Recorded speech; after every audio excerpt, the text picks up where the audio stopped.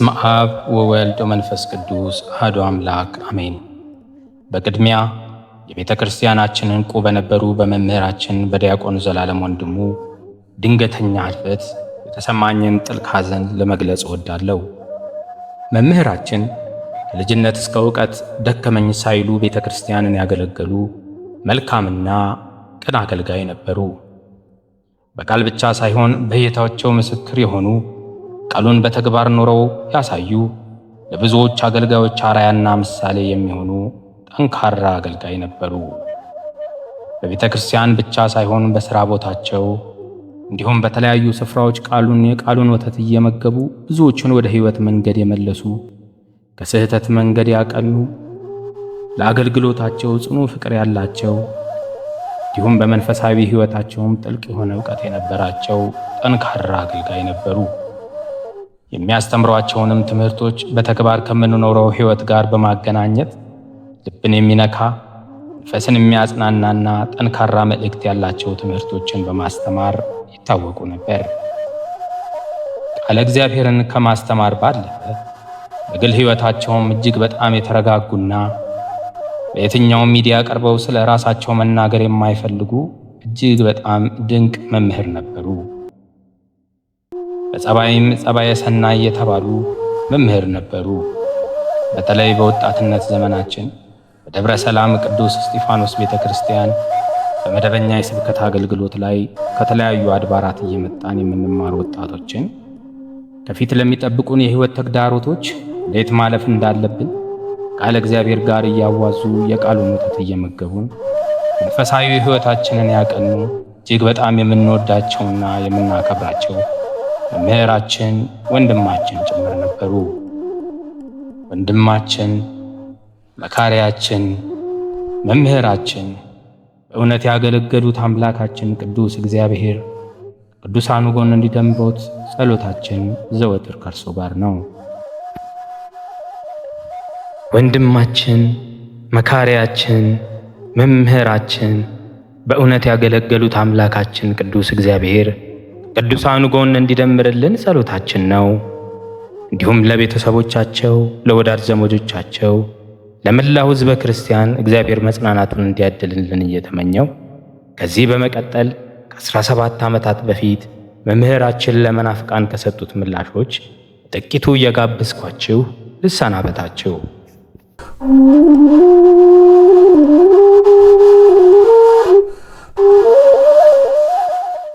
ክርስቶስ ተንሥአ እሙታን አሰሮ ለሰይጣን ሰላም ሆነ።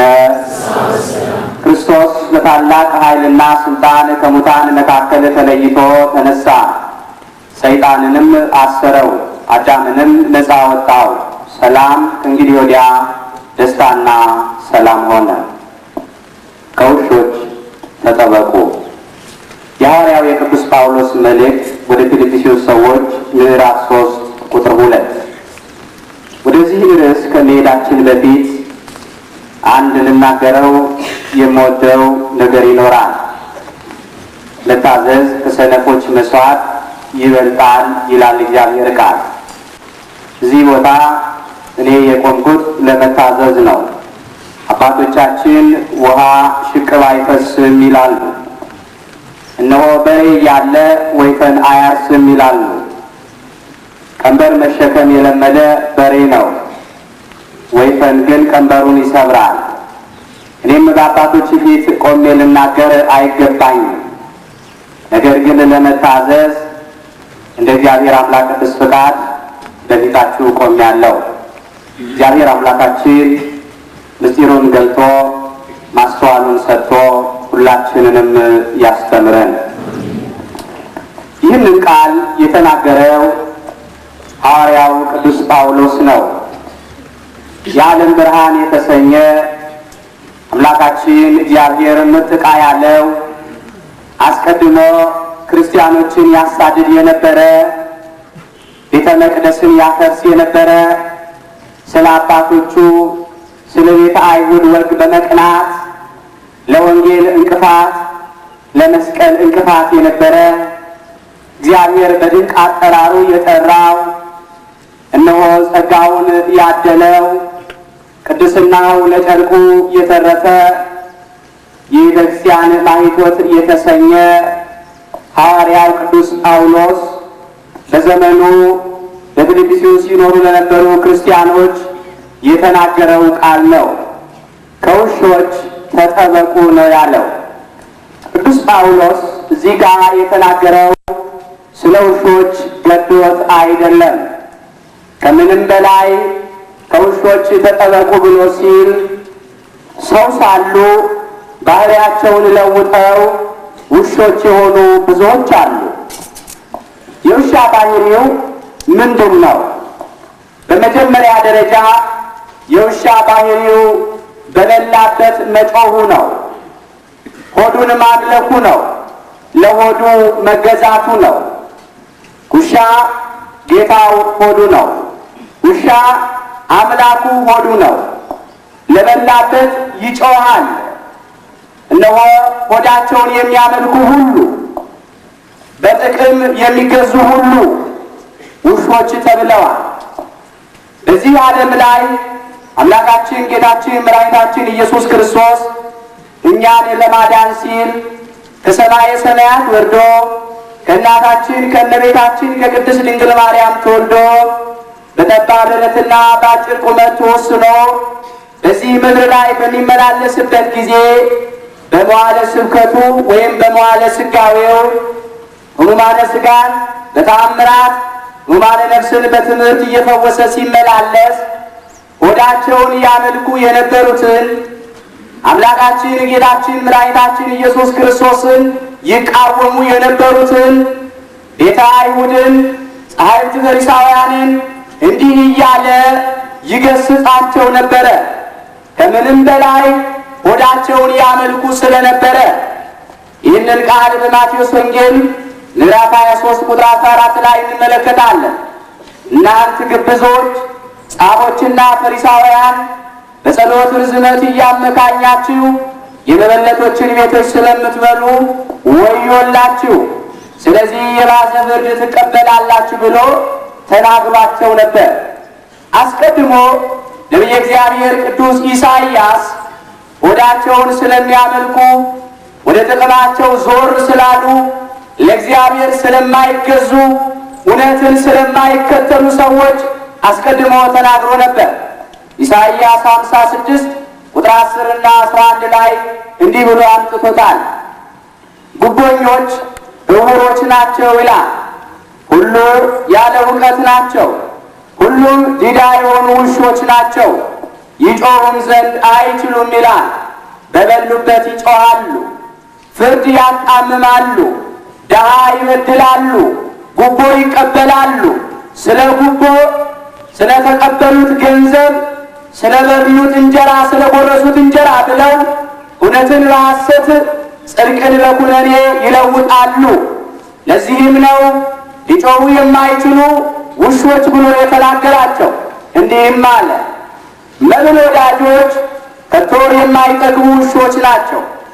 እነርሱም ያስተውሉ ዘንድ የማይችሉ እረኞች ናቸው። ሁሉ ወደ መንገዳቸው ከፊተኛው እስከ ኋለኛው ድረስ ሁሉ እያንዳንዳቸው ወደ ጥቅማቸው ዞር ብለዋል ይላል። ለጥቅም የሚገዛ ሁሉ የውሻ ባህሪ ያለው ነው። ባህሪውን ለውጦ ለሆዱ የሚገዛ ሁሉ ውሻ ነው።